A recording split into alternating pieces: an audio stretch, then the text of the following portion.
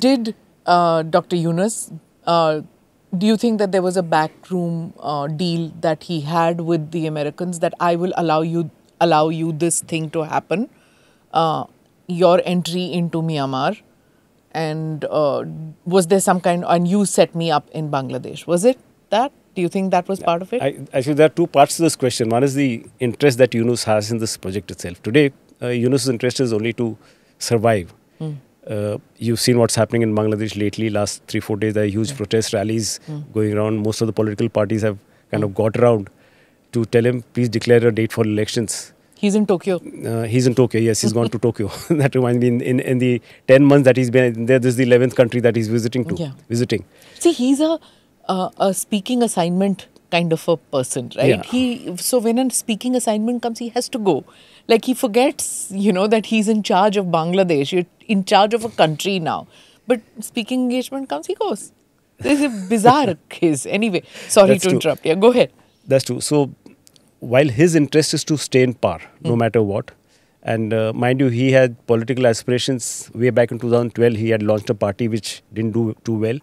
And thereafter, of course, he had issues with Sheikh Hasina for the past decade plus. So he wants to remain in power, notwithstanding the age not being on his side. So that's his interest. The American interest, obviously America cannot get into this directly.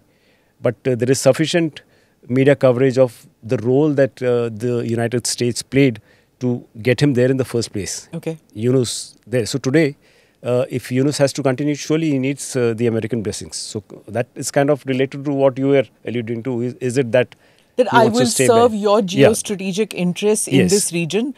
You engineer whatever has to be done. And it's possible that that whole coup was engineered to get rid of Sheikh Hasina and place Mohammad Yunus out there. Yes. That having been said, why has he started leaning China now? If that was the case, I couldn't get your Why question. is he leaning China? Why is he leaning towards China? Yeah. Actually, the Chinese are very upset with this humanitarian corridor. Because they see the presence of the US coming there. But let's finish this corridor part so that it's more clear to your viewers. Now, whenever a corridor of this kind comes, in the past also there were some corridors by the United Nations at many other places, Syria, some other places. Those didn't work.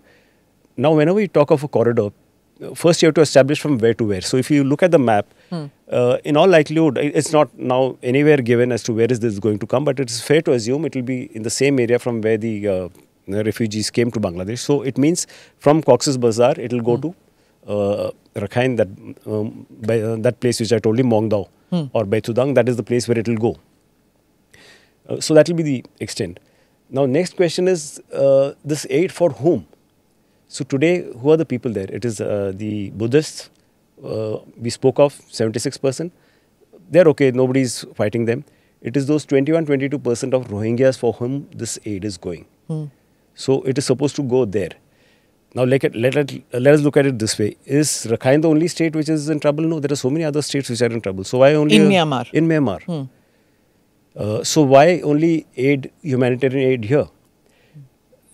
Then on the ground, the situation is the Arakan army has control of Rakhine.